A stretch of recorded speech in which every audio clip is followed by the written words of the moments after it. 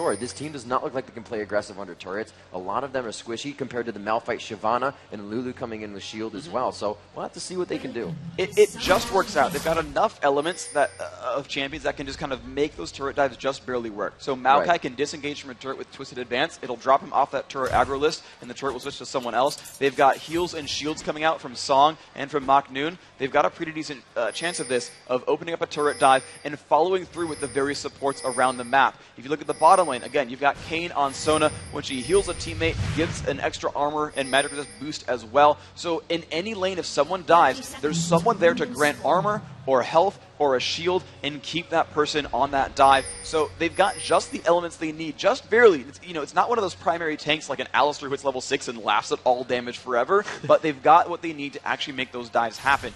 The scary thing, though, still, is that they're trying to dive champions who are very, very safe. Trying to dive Lulu Tristana is going to be super hard, especially Tristana with Cleanse.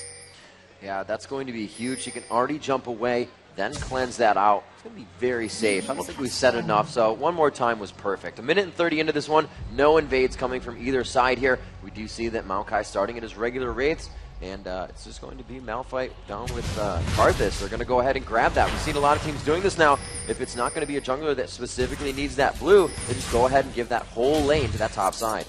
And it's a really good way to just share resources amongst your team and make sure that you're kind of capitalizing on everything. So Yellow Pete and Krepo right now finishing the double golems, pulling actually the Lizard to give Snoopy a nice easy start on this red, and they'll still be able to walk in a lane in time to not really sacrifice much experience overall. On the flip side, Mach Noon not doing much but dropping traps around the map and trying to keep himself safe. So there's a bit of an advantage here for CLG EU right off the bat. They've got just a little bit more golden experience to share amongst their team. And that blue buff now going to Wicked as he makes his, actually going to middle, I should say, as he makes his way top lane. So he's going to be actually quite hurt coming to this one, but Mach Noon has expended his mana, so he won't be able to harass as much as he would like. Wicked trying to get that passive to come back up before he moves up to that Mach Noon. I believe it was actually on. Shield's quite low at level 1. There it is, broken, and the harassment already starting from Mach Noon. Invasion here by Snoopy in the jungle. He finds Watch, and going into the bush, he wouldn't allow him to take the red. He is going to push the flash out, and that is a lot of aggression taken away from Najin's sword from the jungle. The difficult thing, though, is Snoopy does not have his smite back up. He's going to pull onto this Lizard. They've actually pulled Froggen to kind of fence out and zone away Song, so no one's really here to stop this. Wicked takes a bit of punishment, but ultimately with no one around to stop Snoopy, his teammates doing a great job of calling out who's around, who's moving, and who's not. Despite having no smite and being in the enemy jungle, Snoopy is ultimately safe here. He will steal this red away. That is a very big boost to his team. And that was huge. If somebody were to walk by that, they would have seen that the spawn camp emblem had not died. So you can still figure out that he's taking it. Now that it's down, we're going to be moving off of that. And like you said, Freak, refreshing that red buff and really slowing down that Maokai jungle. He was able to get his blue so he can continue with that speed, but the presence in lane just won't be as strong. 3 minutes and 30 seconds in, we are going to follow if Europe continues to counter gank these objectives. This is really going to be the core strategy here for Counterlogic Gaming Europe. They know, without a shadow of a doubt, that their late game is ridiculously strong as long as they keep the early game from snowballing out of control. But right now, they're keeping the early game very, very tight. They're down a couple hundred gold just from minion farm, but in general, they're stopping all the possible aggression opportunities. By denying a red buff, you really deny a lot of that gank power that might come out from Maokai. That early slowing from that Lizard buff is very, very powerful. It really helps you pick up kills here. So they're just removing options from the table. Snoopy constantly clearing, leveling up as fast as he can, and he just wants to be present and there to counter gank if something goes wrong. This is really great harassment by Kane. Usually it's onto the AD carry, but they're just hitting Krepo so hard, forcing him to use all those potions. He's not going to be able to help Yellow Pete in a fight. So what they're doing right now is setting him up almost for the kill, having to flash away from that one. The aggression so strong from that Sona Ezreal poke bottom. But we do see Snoopy coming in, trying to push that lane back and say, not going to go down without a fight in this lane. I am helping each one. This bottom lane is Kane being a complete boss. He is constantly harassing the opposition. He had a ward down aggressively in the enemy brush. He's going to flash in for some damage on Krepo, and there's the exhaust. Oh, a little too antsy there. A beautiful shield by Krepo, but he goes in the and the mystic shot for first blood going to Prey. That was amazing. And Yellow Pete was a little bit greedy there. He refused to cleanse the ignite that was put down. That little bit of damage, I think, helped take him down because there was only one bit of damage left, and that was that one Mystic Shot. And I'm pretty sure it was a... No, he did hit it to level 2 Mystic Shot at this point, but even still, I think he would have been just tanky enough to survive it if you just, just cleansed that away and said, you know, I don't want to take that damage. But either way, a beautifully timed aggress right there. Najee and Sword opening it up strong. That is exactly what they need to do. But again, they're on a clock here. They've got to keep it moving because when you hit 40 minutes, it's all going to turn around if they don't end it. Wicked getting so aggressed on right now, but he's kind of hanging out because he knows McNoon does not have much mana. He's not going to be able to heal, and he's not level 6 yet, so he can't be in and out on an attack if he needs to. Wicked still playing quite strong here. Like he said before, two of the best top laners in the world going at it. It's no big deal.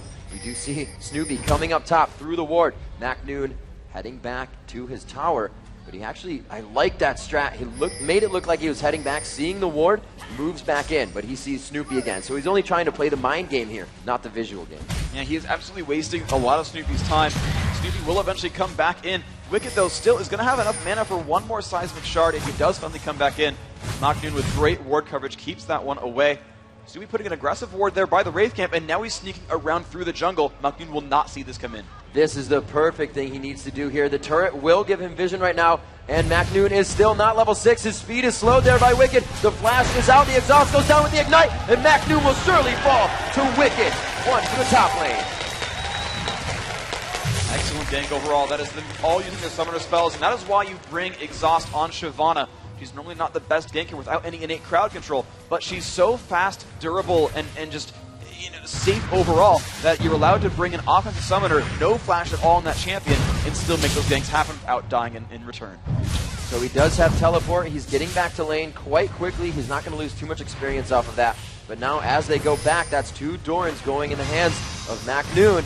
And the AP build starting out from Wicked. It looks like they're going to use this ultimate now that he is 6 to start something bottom. This is going to be very, very scary overall. McNoon putting on some aggression. He does, actually, he used his summoner teleport here, McNoon, so he's not going to be able to really roam around the map. I actually don't like that very much. As soon as Nidalee hits 6, she gets a giant spike in power, and with that bottom lane only being 5 and 4, that's actually a very huge relative power jump. So, she really would be able to bully out these champions to make dives happen, but that's not going to be the case here. She's actually going to stay isolated in the top lane for a while and hope that Wicked won't leave either. They did see Malphite coming around there. There's that vision ward in the brush. They're going to stay back here. It looks like they are making for the counter gank. Prey actually fires one off. They know that this fight will not go well with Unstoppable Force, so he gives away that they have a ward there. He didn't even want to deal with that situation. Sometimes you want to bait it out, Freak, but that was smart play there with the amount of strength they had. Yeah, even though they had Watch waiting around on the wings, it was still a level disadvantage. If Kayn were 6, they'd say, sure, go for it. Oh, and as soon as he leaves, they are going to get the kill down, and they just play the momentum of that bottom lane. Hitting level 6 first is always a huge deal. That is exactly what happened there. They said, okay, Prey, you've got True Shot Barrage, go. No matter what happens, the root will last long enough, and we're going to give that kill onto Krepo. If Krepo were 6, he might have withstanded that damage, but that's what happens. One early advantage means you've got a half-level window to jump when you've got ults, and they don't, and they played that one perfectly. McNoon throwing a ward down at the blue bush. They're trying to really get aggressive warding down here. Yellow Pete getting a little more range on his shots, and you can see he's harassing a little bit more with that as his passive makes that range longer and longer per level up. Snoopy down bottom as they're waiting. Krepo to get back to lane. The turret's very low here. They prepped it to be taken down. The aggression from this lane is definitely to dive this turret after it's taken. And Yellow Pete has been staying there quite a bit. We saw Prey pushing him back past the turret as they were farming the minions there. And they have their own minion wave coming back up on this. So they should be safe for now. And we'll see Snoopy return to the jungle. Yeah, ultimately, they can't aggress on Kayn. He's level 6. Sona has Crescendo and Exhaust up. There is no dive in the world that would work on these guys. As I say, they're going to die. Crescendo goes out. The power cord killing Yellow Pete right away. They turn this one out. Keep trying. Krepo taking a lot of damage. The shield is on. Essence Flux. The caster minions could be the kill, but Prey finally gets the basic attack. And that is just an ill-fated dive right here. CLG, they know they had the numbers advantage, but they had no health. Kayn just simply sat there and was like, okay, Crescendo to the face, no problem, thanks for the burst damage, and just picked up the kill, and suddenly all the damage up that they were relying on was just gone. The exhaust came out again, and those cooldowns, those are so incredibly important as cooldowns. They were there, and they just turned that fight absolutely around. 2 kills for nothing. Najee and Sword, not only are they making the aggressions right here, and then of course as they have matches, they go for the dragon, pushing themselves up even farther ahead, but on top of that, they're just getting kills thrown at them as well. This is exactly what Najee and Sword wants. So that turret goes down, a little bit of a gold lead coming in, 3,000 there. Dragon goes down, and they make it 4,500 gold. It's going to be very big for Najin as they come into this game. Kind of finishing some good items just to boost mobility for Cloud for Watch to get those ganks down for himself. Healing up off of his passive, continues to go around, but here comes Requiem. It may find him 2 kills, but no, Watch has just enough health, and we see MacNoon go down. That was actually absolutely perfect play by Wicked, who actually kind of baited some aggression with the turret, and as soon as MacNoon pulled turret aggro, he immediately jumped the Unstoppable Force, bursted all of his cooldowns, including Ignite, and said, Froggen, pick up 300 gold, man. It was very, very good coordination overall, and really good reflexes, Wicked knowing that MacNoon just overextended, and he was going to be low enough to get killed.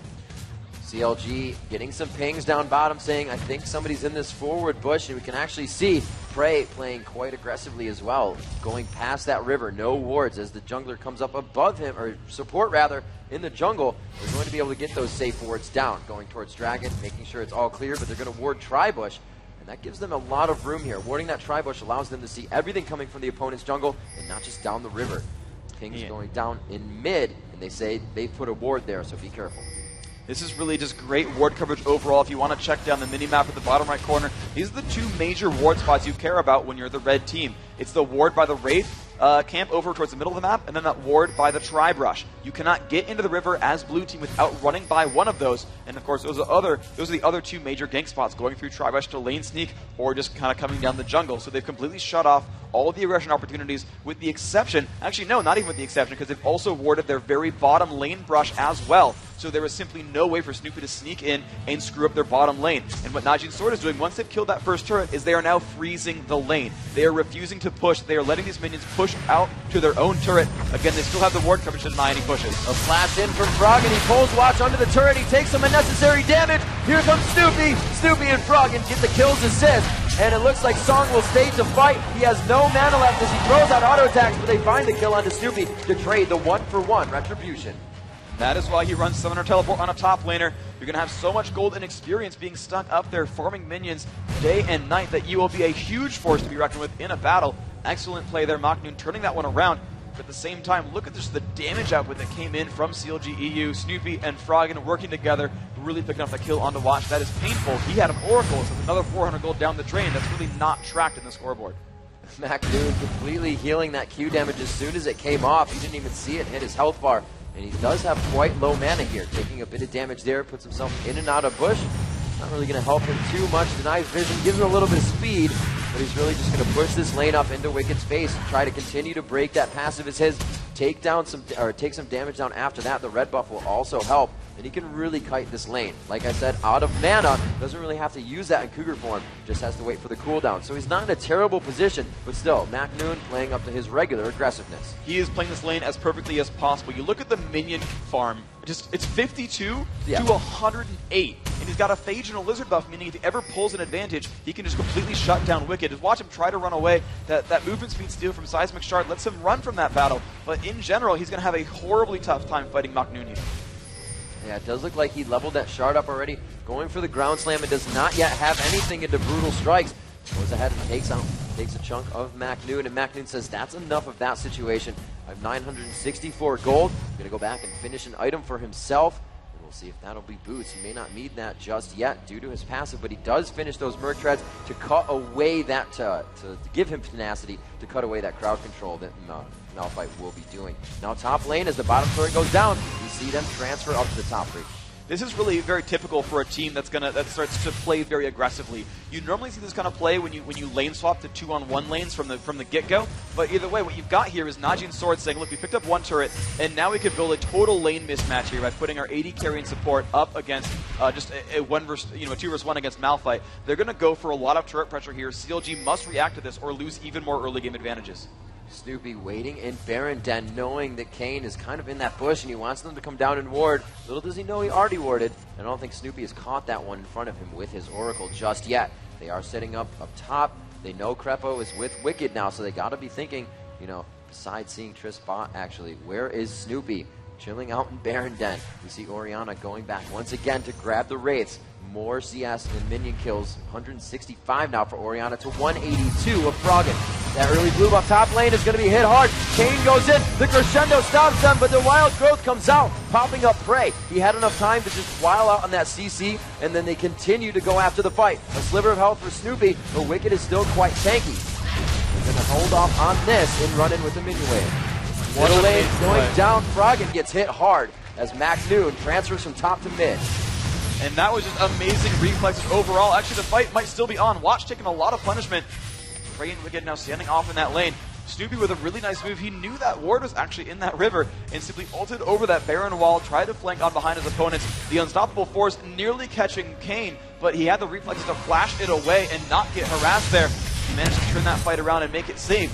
As you mentioned, Macnoon making the plays in mid lane. There's a second turret kill picked up for Najin's Sword. They want to keep this pressure on. Again, they are on a clock, and the clock only has about 20 minutes left. They need to keep this game forward and really push to the point where even the late game scaling of Karthus can't keep this team alive.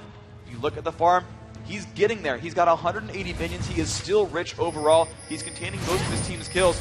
Froggen is going to be the playmaker here for CLG EU. Watch him. He's going to be the guy to make things turn around. That super early Bloodthirster coming in for Ezreal. It was about 15 minutes actually when he had that. He already has about 30 stacks. He does have 30 stacks on it. You see there's about 80 gold right now in the hands of Yellow Pete, and he has that BF Sword and Scepter. So he's got a good 700-800 gold to go before he can get that. See now as they take down Dragon, that gold going to Najin, and that is just going to put them up 7,000 gold at 16 minutes.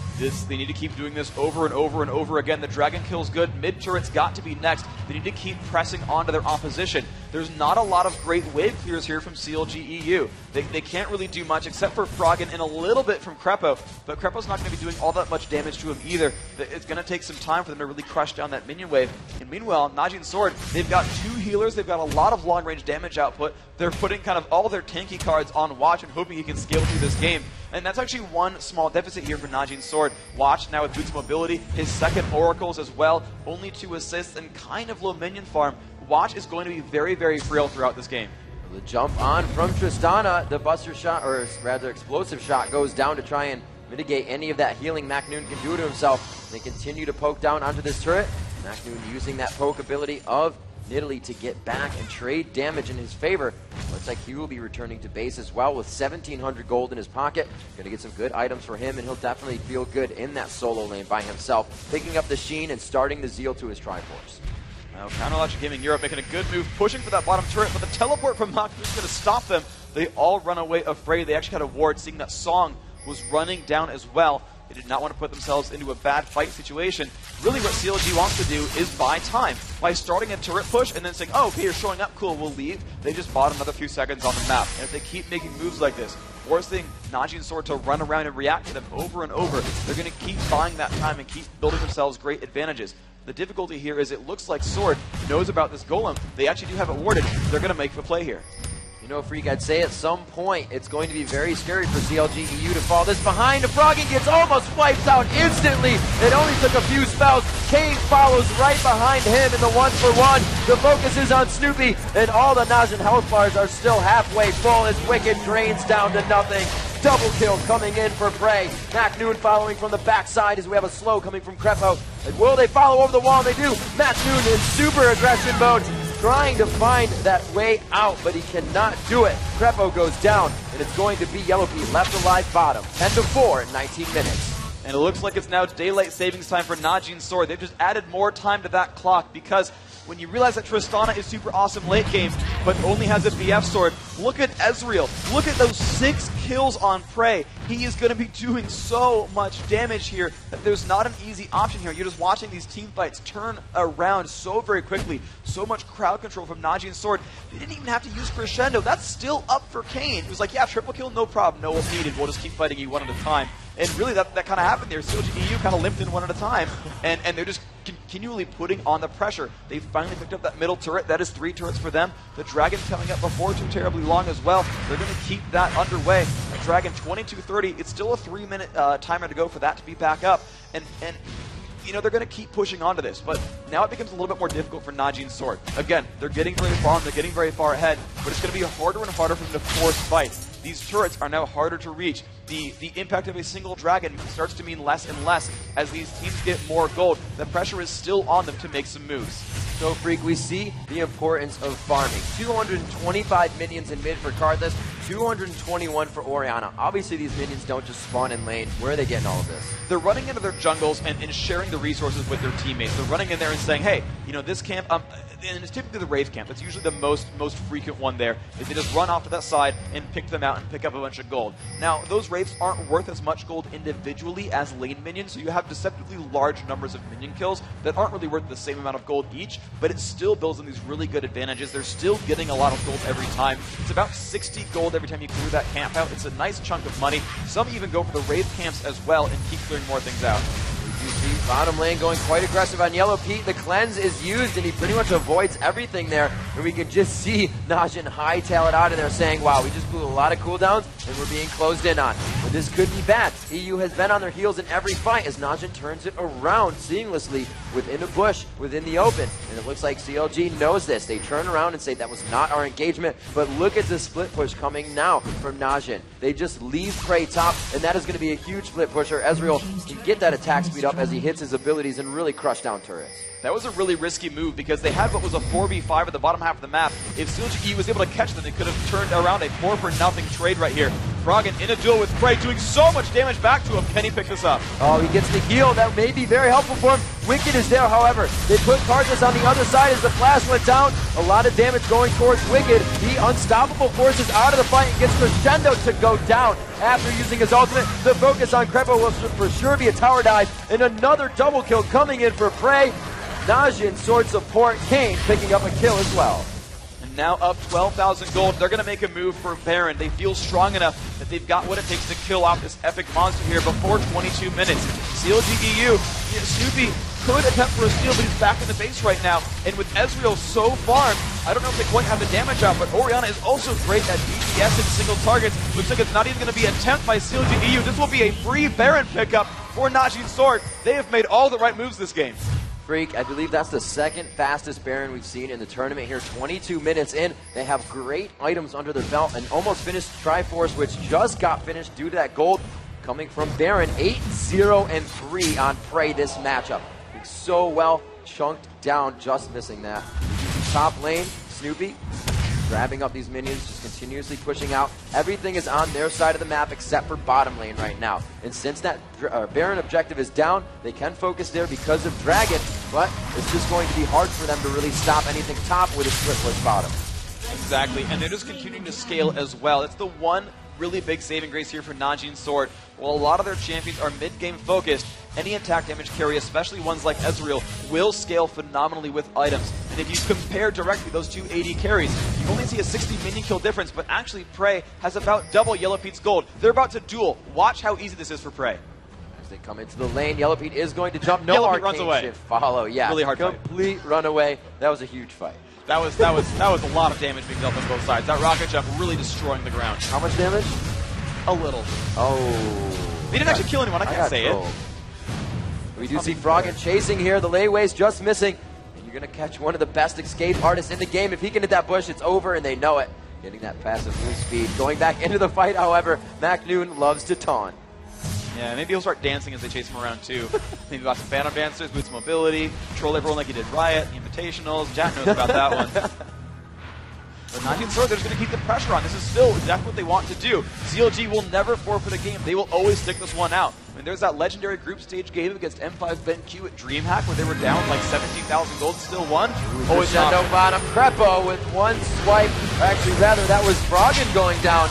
Snoopy coming in here. MacNoon able to try and do something for his team. He may go down here. MacNoon just getting out. Can Crepo make the slice? And he does. Hitting it with Glitter Lance. It will be a trade there, however, with the support. Sona now with 3 kills. They take out Shyvana, and it just looks like they will start to crumble under their own turret. They proved me wrong. They have a team that can dive turrets. And they got to that point there where they've got so much money and so many items. Watch, finally there with Heart of Gold and the Aegis of the Legion is just tanky enough. And again, they've got heals and shields and more heals. It is so hard for them to actually die when they're together as a team. The extra ability power from Baron buff going to help that as well. The inhibitors now open as well as Prey just stayed at that top lane, dealing more and more damage here. This is looking like a very nice push here for Najin's sword. Yellow Pete is just forced to watch his structures go down. The inhibitor falls top. They are split pushing the bottom Freak, and this is what I just said. It's going to be very hard with the amount of control they have over this game to even stop this right now. The Aegis is out as well. They're starting to help each other in the area of effect zone. So this is going to be very big for them. Trying to initiate on this fight. McNoon right in the front with Song. Song being very aggressive right now as they just wipe out Crepo. As they see the health bars go down, this says we want to initiate that much more. Going right in on Yellow Pete. McNoon hardly taking any damage. And there the Twisted Advance locking up Yellow Pete. They're all about the Nexus turrets now. The inhibitors are down, but they're just fighting for the fountain steps. They are keeping them on the fountain and not even letting them heal. McNoon getting hit up by the fountain laser, but making it out. The Hex Trigger keeping him alive after that shard hits him. They drop another inhibitor Freak, and right now they are just burning down this base with fury. And this is so good, but they can actually keep pushing despite being a little bit low on health. The Baron buff offering health and mana regeneration. Two members of that team actually have heals. McNoon is back to half health despite almost dying, taking a lot of damage from that fountain laser just a little while ago. They are ready to push down this mid lane as well. CLG knows it. They're actually set up and ready to defend this. They know that they can really not hold against 3 dead inhibitors. But look at the burst. Froggen taking a lot of punishment for trying to be nearby to the enemy team, and they're just going to keep pushing forward. Another turret is about to go down. This is not going to be good. They have a little bit of time to work with here. EU needs to at least hold off for 3 more minutes. At 29:06, that Baron is going to come back up, and they need to dance it out in the best dance they've ever had of their life. Najin is so far ahead right now, 20,000 in gold, and they have 8 turrets to 0. They have a complete shutout game going for them right here, and that momentum from the first game is just carrying over in numbers. Oh, wow. And Najin's Sword finally getting themselves back into the base as well. Just bought a whole bunch of items. Zeke's, Shirelia's, Rabbit and Steptap, another Oracle. So, hey, why not? Let's bring 2, sure. They are just completely scaling throughout this game. You can see a 20,000 gold lead. But the one good thing here for Counterlogic Gaming EU is if they can hold, those 2 dead inhibitors are actually going to feed them a lot of gold. You'll notice that Najin's Sword are only farming in their jungle. There's not a lot of gold in the jungle, really. There's a lot more gold coming in from those side lanes. You're seeing Yellow Pete finally finishing that Infinity Edge. You've got Wicked on Malphite, finally starting to get some items for himself as well. The Sunfire Cape is done. He's still able to initiate. He's still got a lot of base damage. You've got to realize that even though Ezreal is super farmed, he's level 17, he's got a lot of offensive items, he doesn't have a lot of defensive items. Now, unless McNoon and Song can really put up a lot of support onto him in a burst scenario, he is still burstable and killable if all of CLG EU is able to collapse. This might still be risky if the fight goes exactly perfectly for CLG. Now, Freak, when you're this far behind in a game, and so actually the fight may happen here, so we're going to get ready for that, as Wicked tries to Unstoppable Force through there and execute onto Prey. If his team doesn't have enough damage to follow up, how do you now start this fight that you came to try and do? Well, they want the turret on their side if possible. Like, this is an example right there where Prey is in there in minion range. He's going to initiate it. Let's see what they can do. Unstoppable Force and Wild Ghost go off. Wicked is the focus that he gets out alive. 2 members drop instantly. Froggen and Snoopy go down. The Requiem comes out for a bit of damage, but it looks like it just tickles Najin. The GGs are coming out as they push the final turrets in the game, and that is going to be Yellow Pete heading for his fountain. McNoon jumps on the fountain and flashes off the fountain. They are finishing the last Nexus turrets now. We do see them just milling about right in front of the fountain. They are just messing with the fountain laser. The damage is going down on the Nexus. Najin going up 2-0